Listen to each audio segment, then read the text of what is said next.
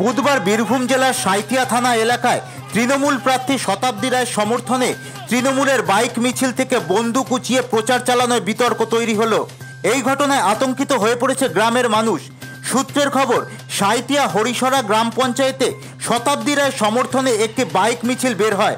সেই মিছিল থেকে এক কর্মীকে প্রকাশ্যে পিস্তল তুলতে দেখা যায়, আর এই নিয়েই শোরগোল পড়ে গেছে রাজনৈতিক মহলে।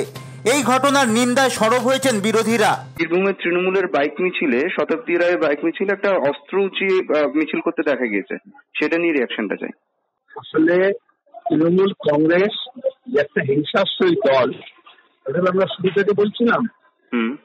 ওরা রাজ্যে হিংসার বাতাবরণ তৈরি করেছে, এখানে মার, দাঙ্গা, খুন, জখম, অস্ত্রের ঝঞ্ঝানি ছাড়া তৃণমূল অস্তিত্ব নিজে বিপন্ন। এবং এই বিপন্ন অস্তিত্বকে জানান দেওয়ার জন্য তারা এখন পাড়ায় পাড়ায় যেরকম বোমার কারখানা করেছিল, অস্ত্রের কারখানা করেছিল, তেমনি ভুল দখল করার জন্য প্রস্তুতি নিচ্ছে।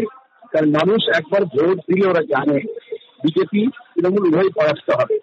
এই জন্য এটা হচ্ছে কেন্দ্র এবং রাজ্যের যোগ সাজস। যেমন মমতা মোদীকে কুর্তা পাঠাচ্ছে, সন্দেশ পাচ্ছে, সেরকম RSS মমতাকে রসদ দিয়েছে, তৃণমূলকে রসদ দিয়েছে।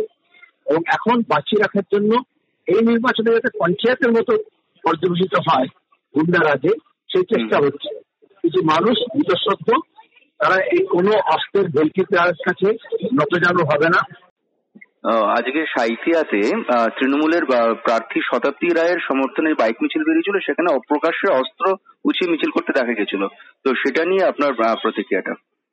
তারা তো মানুষকে ভয় দেখাতে দেখাতে নিয়ে যায় আর কি, মানুষকে পুরোটা ভয় দেখিয়ে ভোট নেওয়ার কথা ভাবছে, সেই জন্যই অস্ত্র দেখাচ্ছে মানুষের কাছে। মানুষ বিজেপিকে ভোট দেওয়ার জন্য প্রস্তুত আছে, এবং যাতে মানুষ অস্ত্রকে ভয় পায় এবং সেটাকে ভয় পেয়ে যেন মানুষ আতঙ্কে বাড়ি থেকে না বেরোয়, সেই জন্যই এই ধরনের মিছিল করা হচ্ছে। এক্ষুনি নির্বাচন কমিশনকে সেটা জানানো উচিত আমার মনে হয়।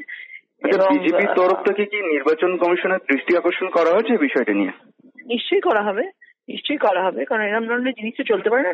গণতন্ত্রের জায়গায় সবাই ভোট দেওয়ার অধিকার আছে, কিন্তু এভাবে অস্ত্র নিয়ে মিছিল করছে, এটা একদম গণতন্ত্র বিরোধী কাজ।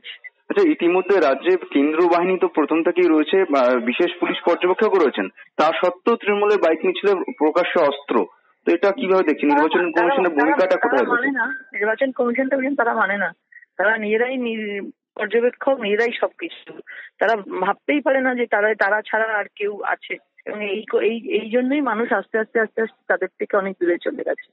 এবং নির্বাচন কমিশন নিশ্চয়ই দেখবে, কারণ সারা জায়গা জুড়ে যেভাবে সন্ত্রাস চলছে, বীরভূম তাদের মধ্যে অন্যতম, এবং নির্বাচন কমিশন নিশ্চয়ই পদক্ষেপ নেবে।